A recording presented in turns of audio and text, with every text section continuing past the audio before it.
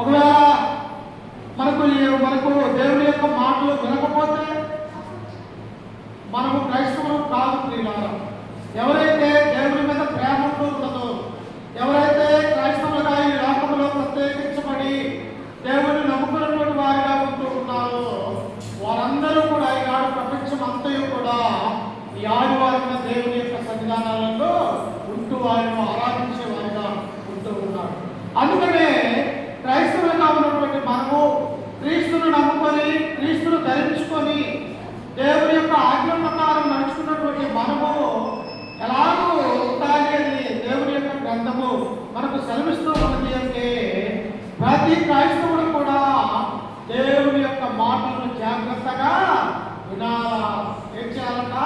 నువ్వు నిజంగా క్రైస్తవుడు అయినట్లయితే, నువ్వు నిజంగా దేవుని నమ్ముకున్నటువంటి ఆ యొక్క కుమార్తె అయితే దేవుని యొక్క సన్నిధానంలో కానీ కుటుంబ ప్రార్థనలలో కానీ మనం ఎలా ఉండాలి అంటే ఆడి యొక్క వాక్యాన్ని వినేవారిగా మనము ఉండాలని దేవుని యొక్క గ్రంథం మొట్టమొదటిగా మనం చూడబోతూ ఉన్నాం. చూడండి, నాతో పాటు పరిశుద్ధ గ్రంథంలో నుంచి యెషయా గ్రంథము 55వ అధ్యాయము 2వ వచనం నుంచి చదువుకుందాం. ఒకసారి చూడండి, యెషయా గ్రంథము 55వ అధ్యాయము 2వ వచనాన్ని చదువుకుందాం. ఆహారము కాని దాని కొరకు మీరేలా రోగలించదరు, సంతృష్టి కలగజేయని దాని కొరకు మీ కష్టార్జితమును ఎందుకు వేపరచదరు? నా మాట జాగ్రత్తగా ఆలోచించి మంచి పదార్థము భుజించుడి. అమ్మా ఏమంటున్నాడా? ఎందుకు ఆహారము కాని దాని కొరకు మీరెందుకు రోగలించి అనగా మీరెందుకు డబ్బులు ఇచ్చి దాని యొక్క డబ్బులు ఖర్చు పెట్టుకుందరు?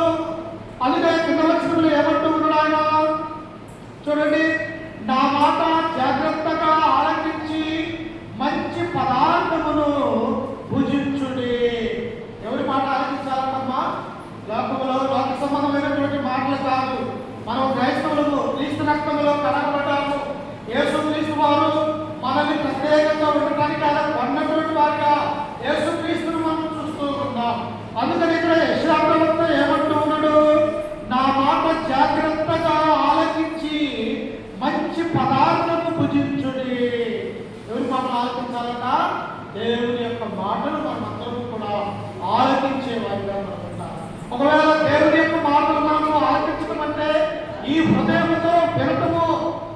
దేవుని యొక్క మాటలు మనం వినకపోతే దేవుడి గురించినటువంటి ఆ సత్యము కానీ, ఎందుకు దేవుడు ఇంత గొప్పవాడనేటువంటి విషయం కానీ, ఎందుకు క్రీస్తు వారి లోకానికి వచ్చాడనేటువంటి ఆ విషయం నీకు అర్థం కాదు.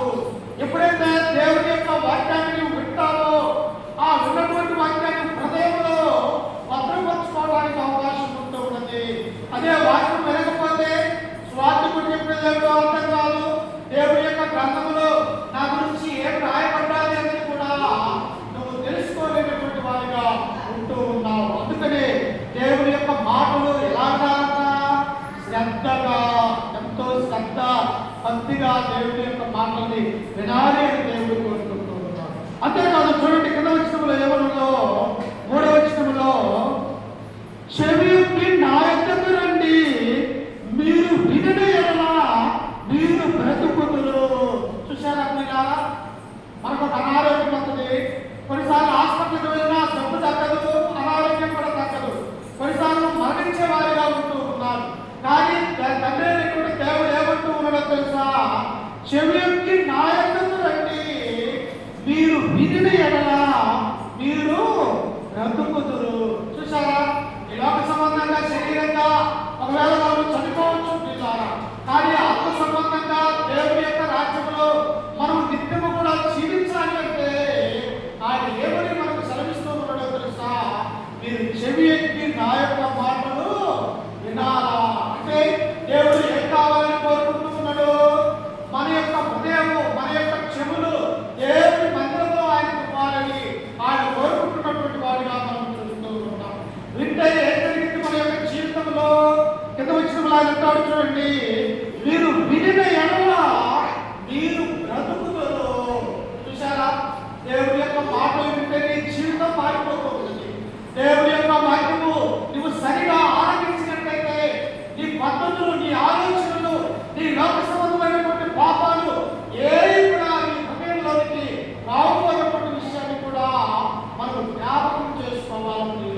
అందుకనే యెషయా ప్రవక్త అంటున్నాడు, ఎందుకు ఆ విధంగా యెషయా చేత దేవుడు రాయిస్తూ ఉన్నాడు అంటే, ఇశ్రాయేలు యొక్క ప్రజలు వినలేనటువంటి వాళ్ళు దేవుడంటే లెక్క చేయలేనటువంటి వారుగా, దేవుడి యొక్క మాటలు వినలేనటువంటి వారుగా, వారి యొక్క జీవితంలో దేవుడికి అయిష్టంగా ఆయన యొక్క ఆజ్ఞలు మీరి అనేక మంది బ్రతకడం వలన వారు చాలా మంది మరణించినటువంటి వారుగా ఇశ్రాయేలు ప్రజలను మనం చూడగలుగుతున్నాం. అందుకనే యెషయా ప్రవక్త అంటున్నాడు, అయ్యా మీరు దేవుని యొక్క మాటలు విని ఎడలా మీరు బ్రతుకుతారు, మీరు ఆశీర్వదించబడతారు, మీరు దీవించబడతారు అని యెషయా ప్రవక్త నేడు మనకు కూడా ఆ బోధ చేస్తున్నటువంటి వాడిగా మనం చూస్తూ ఉన్నాం. కానీ ఈనాడు అనేక మంది ఎలా వస్తూ ఉంటారు దేవుని మందిరానికి, ఏదో ఒక గంట కూర్చొని వందాములే అన్నటువంటి ఆలోచనతో వచ్చేవారు ఉన్నారు. లేకపోతే ఇంటికాడే దేవుని యొక్క మందిరానికి వెళ్తే దేవుడిని చూస్తానులే అన్నటువంటి ఆ తలంపుతో కొంతమంది వచ్చేవారు ఉన్నారు.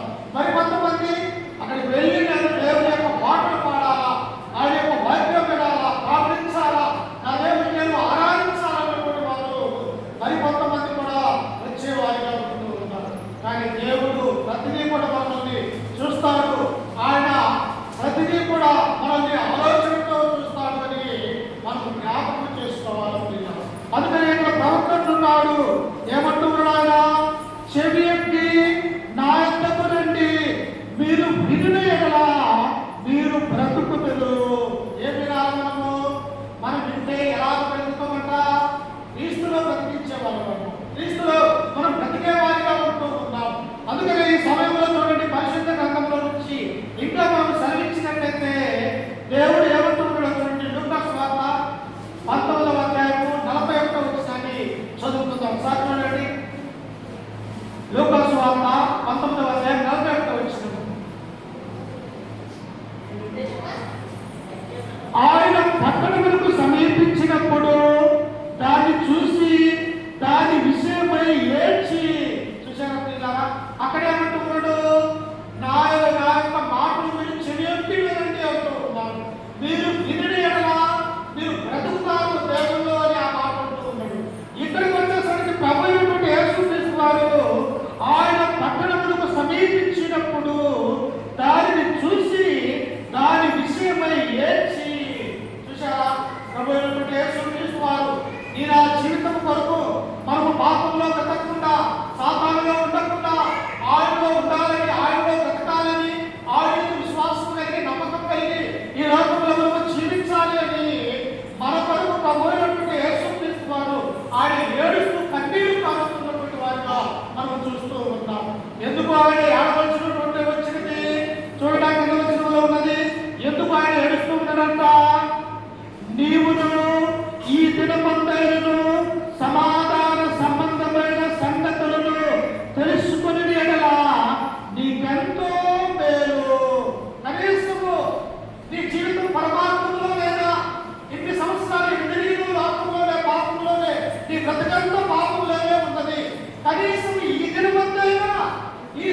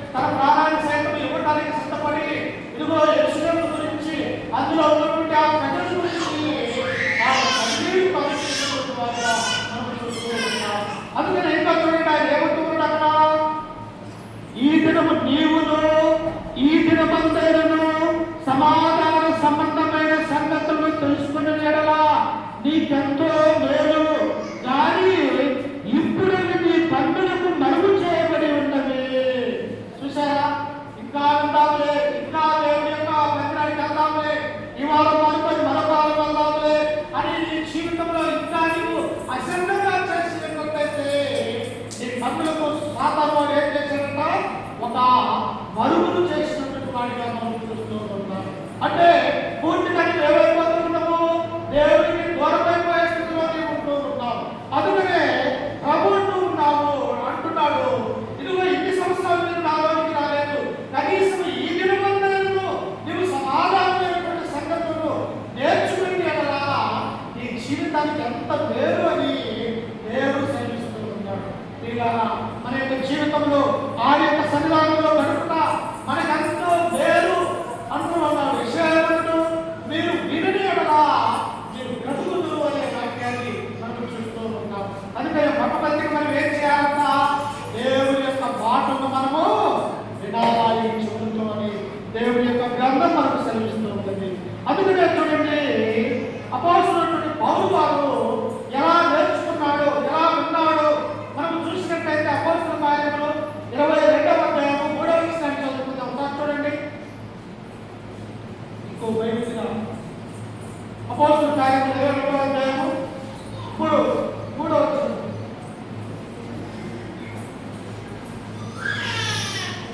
నేను ఫిలిప్పీలోని తార్సులో పుట్టిన యూదులను, అయితే ఈ పట్టణములో గమలీయేలు పాదముల యొక్క పెరిగి. ఎక్కడ పెరిగాడమ్మా పౌలు గారు? ఆయన తార్సు, ఫిలిప్పీ అనేటువంటి తార్సులో ఆయన పుట్టి ఉన్నాడు. కానీ వారి యొక్క తల్లిదండ్రులు ఆయన ఎక్కడ చదివించారో తెలుసా? యెరూషలేము యొక్క పట్టణంలో విద్యాభ్యాసము నేర్చుకునే విధంగా తన యొక్క తల్లిదండ్రులు పౌలు గారిని యెరూషలేములో చదివించినటువంటి వారిగా చూస్తూ ఉన్నాం. ఆయన చదువుకుంటూ ఏం చేశాడో తెలుసా? గమలీయేలు పాదముల యొక్క పెరిగి. ఎవరి పాదముల యొక్క? ఒక ధర్మశాస్త్రం తెలుసుకునేటువంటి, ఒక దేవుని యొక్క ధర్మశాస్త్రం గురించి తెలుసుకున్నటువంటి ఒక మంచి బోధకుల దగ్గర ఆయన చెబుతున్నప్పుడు ఆయన పాదముల యొక్క కూర్చొని దేవుని యొక్క మాటల్ని విన్నాడు. ఎక్కడ విన్నాడమ్మా? పాదముల యొక్క కూర్చొని దేవుని యొక్క మాటలు వింటూ ఉన్నారు. ఈయన జీవితాలలో ఆయన చక్కగా మందిరాలు ఇచ్చారు. ఆయన యొక్క మాటలు వినడానికి దేవుడు మనకు మంచి సమయాన్ని అనుగ్రహించి ఉన్నాడు. మనం ఏం చేయాలా? చెవికి దేవుని యొక్క మాటలు ఆలోచించే వారిగా ఉండాలి. దేవుని యొక్క గ్రంథం సంధిస్తుంది. అపోస్తలుడైన పౌలు వాడి ధర్మశాస్త్రోపదేశించినటువంటి గమలీయేలు పాదముల యొక్క కూర్చొని ఆయన యొక్క మాటలు వినడం వల్ల ఇదిగో నేను ఈ గ్రంథంలో ఉన్నటువంటి 14 పత్రికలు ఆయన రాసినట్టుగా మనం చూస్తూ ఉంటాం. ఎలా వస్తుంది జ్ఞానము? దేవుని యొక్క మాటలు వినడం వల్ల, ఆయన గురించినటువంటి సత్యము మనము తెలుసుకోవడం వల్ల, మనకు లోకంలోకి మనము దేవుడిలో ఉండటం వల్ల ఆ జ్ఞానం అనేది దేవుడు మనకి ఇస్తూ ఉన్నాడు. ఇంకా మనం చూస్తే ఎవరు చూడండి ఒకసారి. లూకా సువార్త 21వ అధ్యాయము 37వ వచనాన్ని మనం చదువుకుందాము. లూకా సువార్త 21వ అధ్యాయము 37:8. ఆయన ప్రతి దినము తన పేరు దేవాలయంలో బోధించుచు, రాత్రి వేళ వెలుగుల కొండకు వెళ్ళుచు కాలము గడుపుచుండెను. ఎవరంట? ప్రభువైనటువంటి యేసుక్రీస్తు వారు. ఏ ఒక్క నిమిషము కూడా ఆయన ఊరుకోలేదు. ఏ ఒక్క గంట కూడా ఆయన నిద్రపోవడానికి అవకాశం లేదు. ఆయన వచ్చినటువంటి ఈ లోకంలోకి వచ్చినటువంటి ఆయన పని చేయడానికి, అనేక మందికి సువార్తను బోధించడానికి, అనేక మందిని క్రీస్తులోనికి తీసుకుని వచ్చి తండ్రికి దగ్గర చేయడానికి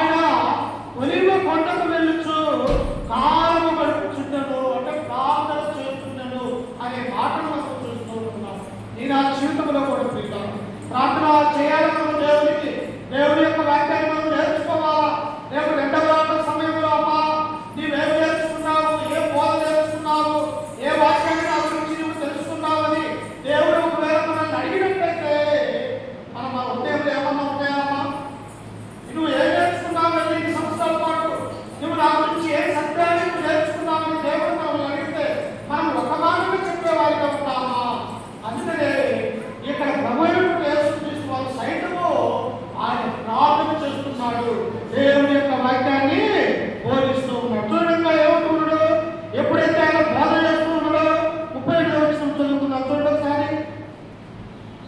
ప్రజలందరూ ఆయన మాట వినుటకు దేవాలయంలో ఆయన యొద్దకు పెందల కాడ వచ్చుచుండెను.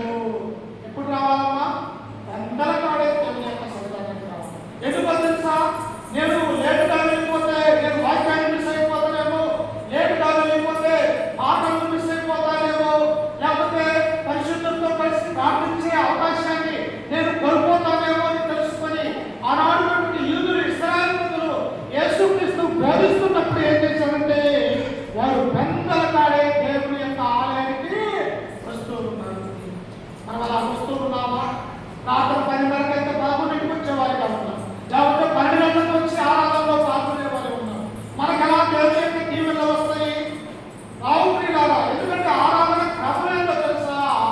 మొదట ప్రార్థన చేసే కానించి ఇదిగో చివరి కానుకలు వేసే వరకు కూడా మనకు దేవుని యొక్క మందిరంలో ముందుగానే దేవుని యొక్క సన్నిధానానికి మనము చాలా ప్రియులారు. ఒకవేళ చాలా లేకపోతే ఏమైంది?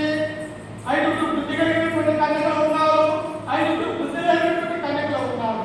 కానీ పెద్ద కుమారుడు రాబోచు ఉన్నాడు. బుద్ధి లేనటువంటి కన్యకలు ఏమైపోయారు? వారు మునికి నిద్రించి వారి యొక్క తిండిలకు నూనె లేక పెద్ద కుమారుడు ఇచ్చే సమయానికి వారు నిద్రించినటువంటి వారుగా మనం చూస్తూ ఉన్నాం. ఆ తర్వాత బుద్ధి కలిగినటువంటి కన్యకలు ఏం చేశారు?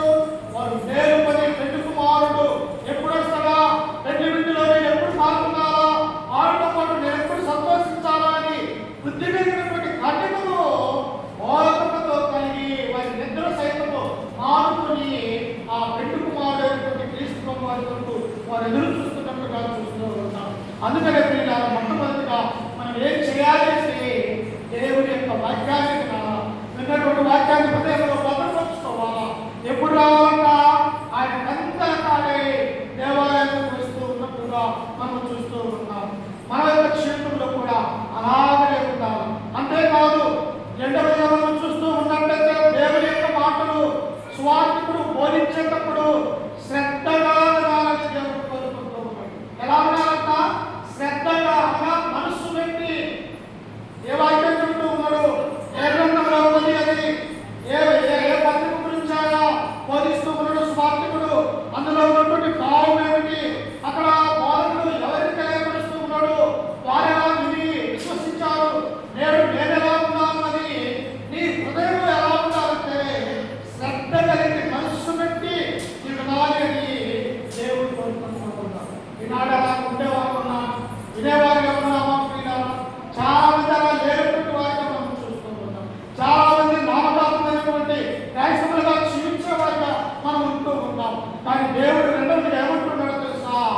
నా మాటలు శ్రద్ధగా వినే మాటైతే దేవుడి మందిరానికి రండి, లేకపోతే వద్దు అని కూడా ఆయన సెలవిస్తూ ఉన్నాడు. ఎలా రావాలంట? ఆయన యొక్క మాటలు శ్రద్ధగా వినేవారిగా మనం ఉండాలి. చూడండి, నాతో పాటు పరిశుద్ధ గ్రంథంలో నుంచి నిర్గమాకాండము 15వ అధ్యాయము 26వ వచనాన్ని చదువుకుందాం. సార్ చూడండి, నిర్గమాకాండము. మీ దేవుడైన యెహోవాను శ్రద్ధగా విని ఆయన దృష్టికి న్యాయమైనది చేసి ఆయన ఆజ్ఞలకు విధేయులై ఆయన కట్టడలన్నిటినీ అనుసరించి నడిచిన ఎడల. అమ్మా, ఎలా ఉండాలని దేవుడు కోరుకుంటున్నా? నీ దేవుడైన యెహోవా, ఆయన తండ్రి అయినటువంటి దేవుడు, నిన్ను నిర్మించిన నిర్మాణం ఆయన, ఈ లోకానికి రావడానికి కారణమైనటువంటి వ్యక్తి తండ్రి అయినటువంటి దేవుడు. కాబట్టి నువ్వు దేవుని యొక్క వాక్కును ఎలా ఉండాలని మోసే వారికి తెలియజేస్తుంటే యెహోవా వాక్కును శ్రద్ధగా విని. బంగారం దగ్గర ప్రత్యేకత వెళ్తున్నాం, కొన్ని వేల గంటలు బంగారాన్ని తీసుకుంటూ ఉంటాం. పరిశీలన చేస్తావా చేయవా? ఇది మంచి బంగారమా, ఇది కేడియమ్మా, లేకపోతే ఇది మంచిది కాదా అని వెండి నేను బంగారాన్ని పరిశీలన చేయవా? అలాగే దేవుని యొక్క మందిరంలో కూడా నీ ఆలోచన, నీ మనసు దేని మీద ఉండాలి అంటే దేవుని యొక్క వాక్యం మీద ఉండాలని దేవుడు కోరుకుంటూ ఉన్నారు. అందుకనే మోసే ఇశ్రాయేలు తెలియజేస్తూ ఉన్నారు, ఓ ఇశ్రాయేలు ప్రజలారా, మీకు చెప్పబడే ఈ బోధ ఎలాంటి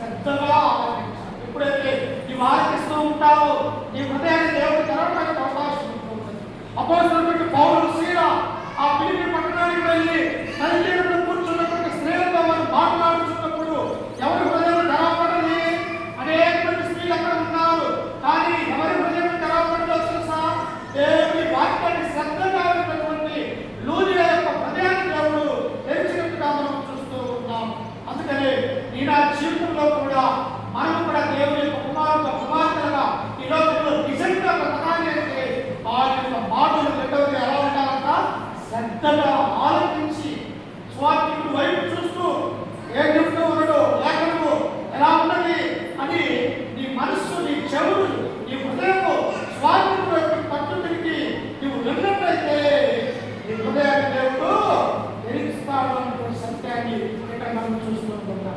అందుకనే దేవుడు ఇక్కడ మోసే దేవుడు కలుపుతూ ఉన్నాడు, మీ దేవుడైన యెహోవాను శ్రద్ధగా విని శ్రద్ధగా వినాలని దేవుడు కోరుకుంటూ ఉన్నాడు. నువ్వు శ్రద్ధగా వినే మాట అయితే దేవుడే మందిరానికి రా, లేకపోతే అవసరం లేదని దేవుడే మనకు సెలవిస్తూ ఉన్నాడు.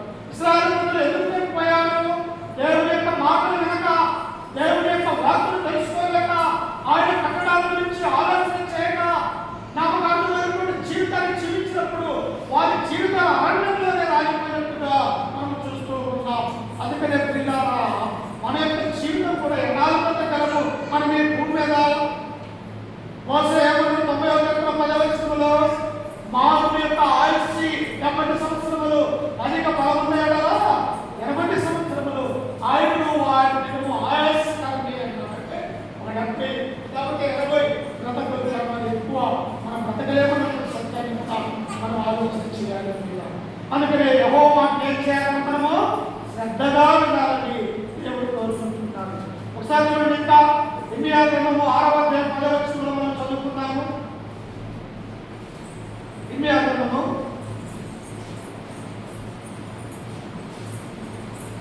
6వ అధ్యాయము 10వ వచనం, విందురని నేను ఎవరితో మాట్లాడను. చూసారా, దేవుడు అంటూ ఉన్నాడు, ఇశ్రాయేలు ప్రజలు వెంటనే దేవుడి యొక్క మాటలు ఆలకించకుండా దేవుడి యొక్క మాటలన్నీ దూరం వెళ్ళిపోతూ ఉంటారు. అందుకని అక్కడ ఏమంటూ ఉన్నాడు, విందురని నేను ఎవరితో మాట్లాడగలను, ఎవరికి సాక్ష్యం ఇచ్చగలను, వారు వినుటకు తమ మనస్సు సిద్ధపరుచుకున్నారు కనుక వినలేకపోయి. కనుక ఆయనకి ఏం కావాలా? సిద్ధపాటైనటువంటి మనస్సు అవసరము. మనం సిద్ధపాటు కలిగి ఉండాలా. ఒక వివాహానికి వెళ్తూ ఉన్నాం, ఎలా సిద్ధపడటం? మనము అన్ని విషయాలలో ఒక గంట ముందుగానే బస్సు ఎక్కడ పోతుందో, ఆ బస్సును సైతం వివాహానికి చేరుకోవడానికి కష్టపడుతూ ఉన్నదేమో అని ఎలాగైతే మనం సిద్ధపాటు కలిగి ఉంటామో, అలాగే దేవుడి యొక్క మాటలు వినే విషయంలో కూడా మన యొక్క మనసు సిద్ధపాటు కలిగి ఉండాలి. అందుకని ఇక్కడ అంటూ ఉన్నాడు, విందునని నేను ఎవరితో మాట్లాడేదను, ఎవరికి సాక్ష్యం ఇచ్చేదను, వారు వినుటకు తన మనస్సు సిద్ధపరచుకున్నారు కనుక వినలేకపోయింది. ఇదిగో వారు యెహోవా వాక్యమందు సంతోషము లేని వారై దాని తృణీకరింతురు. అయ్యా, నీ వాక్యం మాకు అవసరం లేదు, లోకంలో ఉన్నటువంటి డ్యాన్స్ పాత్రలు మాకు అవసరం కాదు, నీ వాక్యము నీ బాధ మాకు అవసరం లేదని ఇండియాలో ఇశ్రాయేలు ప్రజలు అంటూ ఉన్నారు. ఎందుకు ఏంటంటే వాళ్ళు సిద్ధమైనటువంటి మనస్సు లేదు వారికి. అంతేకాదు, వారు యెహోవా వాక్యమందు సంతోషము లేని వారి. వాక్యం ఉంటే మనకు సంతోషం ఉన్నదా? అదే సినిమాకి పోతే మంచి డ్యాన్సులు ఉంటాయి, మంచి పాటలు ఉంటాయి, మంచి బయటలు ఉంటాయి అనుకుంటారు. కానీ దేవుడి వాక్యంలో అలాగే అలా ఉంటుందా? ఉండదు. కాబట్టి శ్రేణులు లేదంట, వారికి సిద్ధ మనస్సు లేదు. దేవుడి యొక్క వాక్యం ఉంటే మనకే సంతోషం కలుగుతుంది, లోకంలో ఉంటే మనకు సంతోషం కలుగుతుందని ఇశ్రాయేలు ప్రజలు అలా ఉన్నారు కనుక ఇర్మియా కోరుకుంటున్నారు, ఎవరికి నేను ప్రకటించాలా? వారి ఇదే మనసు వారికి లేదు కనుక నేను ఎలా బోధించగలను అని ఇర్మియా ప్రవక్త ఇశ్రాయేలు ప్రజలతో మాట్లాడుతున్నాడు. అందుకనే క్రైస్తవులుగా మనం రెండో విషయం ఏం చూస్తూ ఉన్నామంటే, దేవుడి యొక్క వాక్యాన్ని మనం శ్రద్ధగా వినాలని దేవుడు కోరుకుంటూ ఉన్నాడు. చూడండి ఒకసారి మార్కు సువార్త 4వ అధ్యాయం 23వ వచనం చదువుకుందాం. మార్కు సువార్త 4వ అధ్యాయం 23వ వచనం, వినుటకు చెవులు గలవాడు ఉండిన యెడల వాడు వినుడు గాక. ప్రభు కూడా అంటున్నాడమ్మా, చెబుతూ ఉన్నాడు, ఈ చెవులు ఆలోచిస్తూ ఉన్నారు, ఈ చెవులు వదిలివేస్తూ ఉన్నారు దేవుడి యొక్క మాటలు. ఆయన ఏమంటున్నాడో తెలుసా? వినుటకు చెవులు ఎవరికైనా ఉండిన యెడల వాడు వినుడు గాక. చెవులు అందరికీ దేవుడు అందరికీ చెవులు ఇచ్చాడు, కళ్ళు ఇచ్చాడు, అన్ని శరీరంలో కావాల్సినటువంటి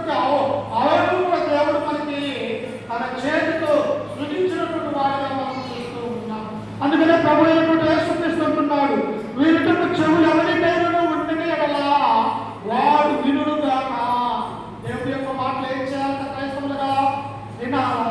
ఎప్పుడైతే నీవు వింటావో నువ్వు విశ్వాసం ఉంచడానికి అవకాశం ఉన్నది. ఎప్పుడైతే నువ్వు వింటావో నీ మనసు మారడానికి అవకాశం ఉంటుంది. ఎప్పుడైతే దేవుని యొక్క వాక్యాన్ని నువ్వు వింటావో నీ ఇతరులకు బోధించడానికి అవకాశం ఉంటుంది. కనుక మంచిగా వినేవారు ఏం చేస్తారో తెలుసా, ఇతరులకు బోధించగలిగే సామర్థ్యాన్ని దేవుడు కల్పిస్తాడు. మన పిల్లల్ని స్కూల్కు పంపిస్తూ ఉన్నాము. స్కూల్కు పంపించిన తర్వాత పాఠశాలలో వాళ్ళు ఉపాధ్యాయులు చెప్పినటువంటి ఆ యొక్క పాఠాలు వినకపోతే వాడు ఇంటికి వచ్చి నేర్చుకోగలరా, అసలు రాయగలరా, దాని గురించి వివరణ వస్తుంది అసలు రాదు. విన్నటువంటి విద్యార్థులు మంచి ఉన్నతమైనటువంటి ఉద్యోగం పొందడానికి అవకాశం ఉంటుంది. అలాగే నీ నా జీవితంలో కూడా దేవుని యొక్క మాటలు విన్నట్లయితే నువ్వు మంచి ప్రయోజకుడే కావాలన్నటువంటి ఆ సత్యాన్ని మనం చూస్తాం. అందుకనే పౌలు నేను గమలియేలు పాదముల యందు కూర్చొని దేవుని యొక్క వాక్యాన్ని వింటున్నాను అన్నాడు.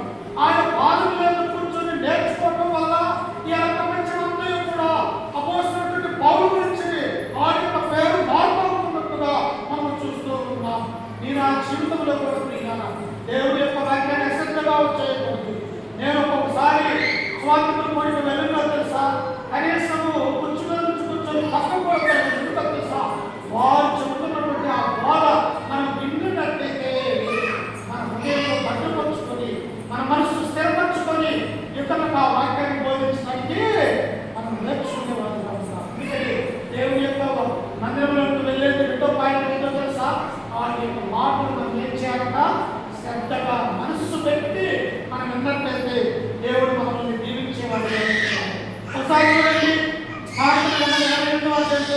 చదువుకున్నాము, సమయంలో తొందరగానే ముగించుకున్నాము. అవతల శాంతుల గ్రంథము 28వ అధ్యాయం 9వ వచనం.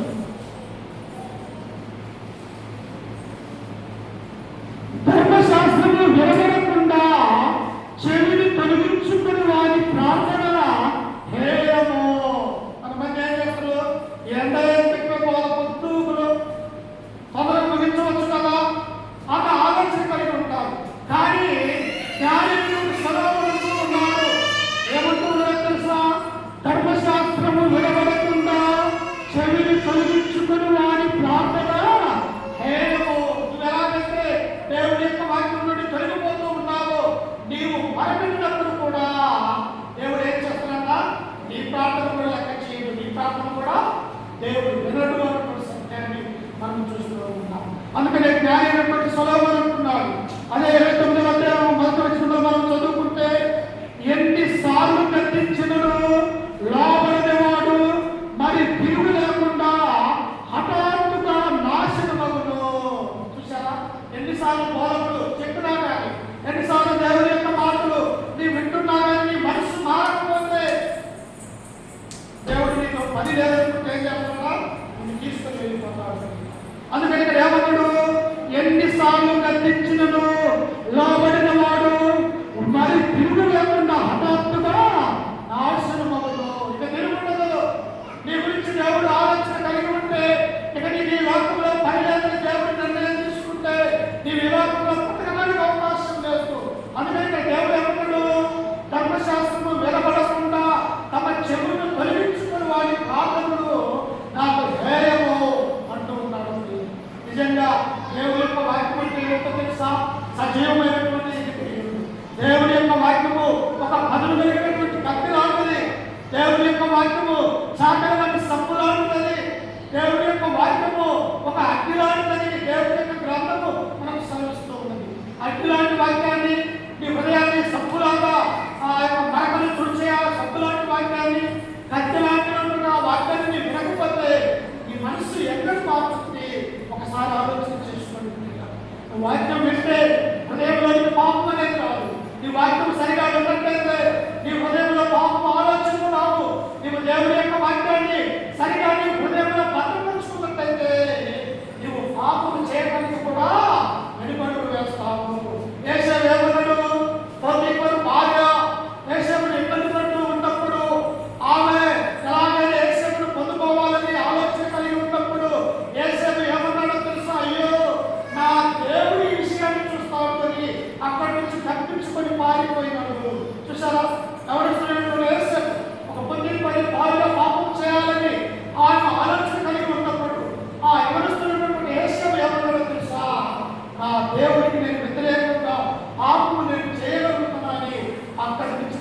తీసుకుని ఆయన వెళ్ళిపోయారు. అంటే ఆ వాక్యము నీ హృదయంలో ఉన్నట్టయితే నీ నుంచి ఏ మాట అర్థమైనటువంటి మాట కానీ అబద్ధము కానీ కాబట్టి భాస్కరమైనటువంటి మాట కానీ లేకపోతే ఎలాంటి పాప అలవాటు కానీ ఆలోచన కానీ నీకు దేవుడు ఏం చేస్తున్నా అందుకని రెండవ మేము ఏం చూస్తూ ఉన్నాము, దేవుని యొక్క మాటలు బోధించేటప్పుడు శ్రద్ధగా ఇంకా ప్రభు చిత్తమైతే